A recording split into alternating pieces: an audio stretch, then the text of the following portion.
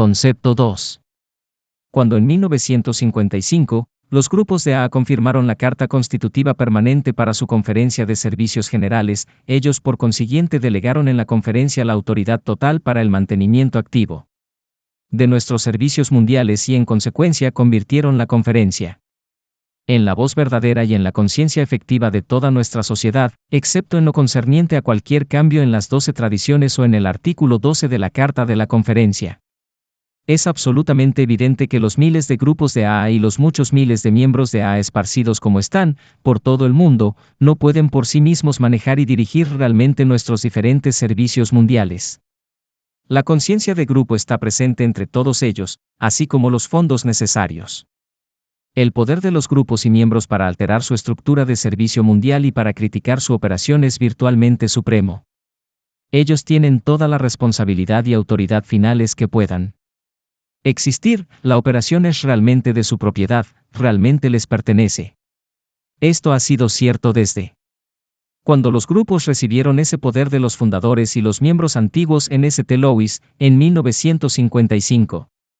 Pero hacer recaer en los grupos de AA la autoridad y responsabilidad finales de los servicios mundiales no valdría para nada. Nada podría hacerse con esta única base. Para poder conseguir una acción efectiva, los grupos tienen que delegar la autoridad operativa en representantes de servicio escogidos y plenamente facultados para hablar y actuar en su nombre. La conciencia de grupo no puede ser escuchada a menos que una conferencia debidamente seleccionada tenga plena autoridad para hablar en su nombre acerca de la mayor parte de los temas de servicio mundial. De aquí que el principio de autoridad y responsabilidad ampliamente delegadas a los servidores de confianza debe estar implícito a cada nivel de nuestra estructura de servicio activo. Es esta la clara deducción de la tradición 2 de AA. Aún desde el comienzo, la norma ha sido delegar ampliamente la autoridad de servicio. Tenemos que recordar que en 1937, los grupos de Akron y New York nos autorizaron al Dr. Bob y a mí para crear servicios mundiales que pudieran difundir el mensaje de AA por el mundo entero. Estos dos grupos inexpertos nos dieron la autoridad para crear y dirigir los servicios mundiales. Conforme con esa acción, tuvimos la responsabilidad final y la autorización inmediata para hacer funcionar el proyecto y mantenerlo en operación. Pero nosotros sabíamos interiormente que era muy poco lo que podíamos hacer, de suerte que necesitábamos encontrar servidores de confianza para que nos ayudaran. A medida que el tiempo fue pasando, encontramos que teníamos que delegar en aquellos amigos una gran parte de nuestra propia autoridad y responsabilidad. El proceso de la delegación fue de esta manera. Antes que nada, el Dr. Bob me transfirió casi toda su inmediata responsabilidad para la creación del servicio mundial. En Nueva York teníamos más probabilidades de encontrar amigos y ayuda económica, y acordamos por este motivo localizar en aquella ciudad nuestro centro de servicio mundial. Yo empecé a buscar amigos de confianza no alcohólicos que pudieran ayudarnos, y en 1938 se creó la Fundación Alcohólica como una pequeña sindicatura con miembros de AA y amigos no alcohólicos. Al principio, los custodios de nuestra nueva fundación se hicieron cargo únicamente de los aspectos monetarios. Poco a poco, sin embargo, se vieron obligados a asumir muchas otras responsabilidades, porque yo no podía personalmente desempeñarlas en forma permanente. Por este motivo, se fue añadiendo a los custodios responsabilidad y autoridad tan pronto como fue posible. Por ejemplo, en 1940, un año después de la publicación del libro, Alcohólicos Anónimos, todos nos dimos cuenta de que debíamos incorporar ese recurso para el beneficio de toda nuestra comunidad. Por consiguiente, la propiedad registrada de Works Publishing Inc., una empresa editora que yo había ayudado a organizar separadamente, se entregó a la Junta de Custodios. Casi todas las ganancias del libro eran necesarias entonces para financiar la oficina de servicio general que habíamos establecido para AA. Los custodios, por lo tanto, tuvieron como actividad principal el manejo operativo de la oficina, porque se les había confiado el manejo de los fondos que hacían posible su sostenimiento. Consecuentemente, en lo pertinente a decisiones financieras, yo me convertí únicamente en consejero. Delegué así otra importante porción de mi autoridad original. Cuando en 1941 los grupos empezaron a enviar contribuciones a la Fundación Alcohólica para el sostenimiento de nuestra oficina de servicio general, se completó el control financiero de los servicios mundiales por parte de nuestros custodios.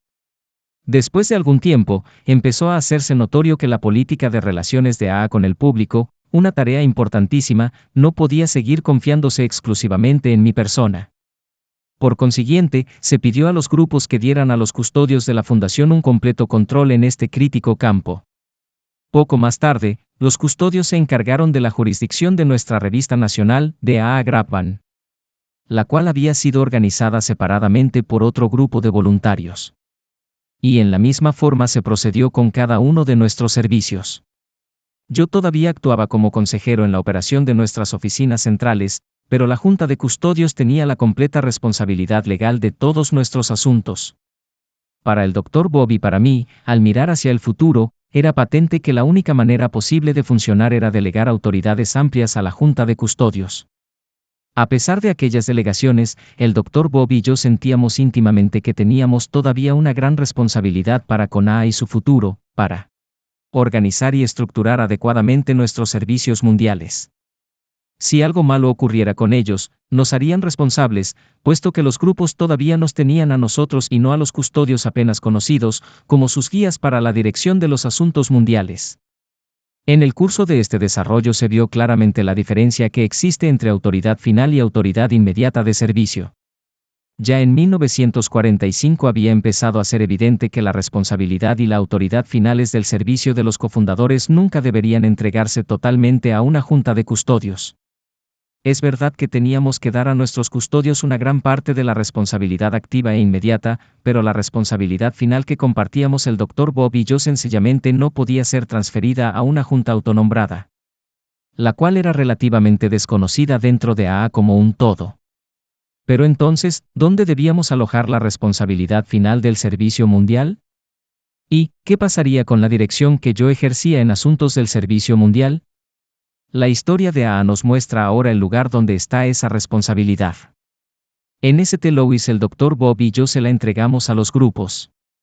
Pero no era suficiente que los grupos hubieran acordado aceptar su responsabilidad y autoridad finales del servicio.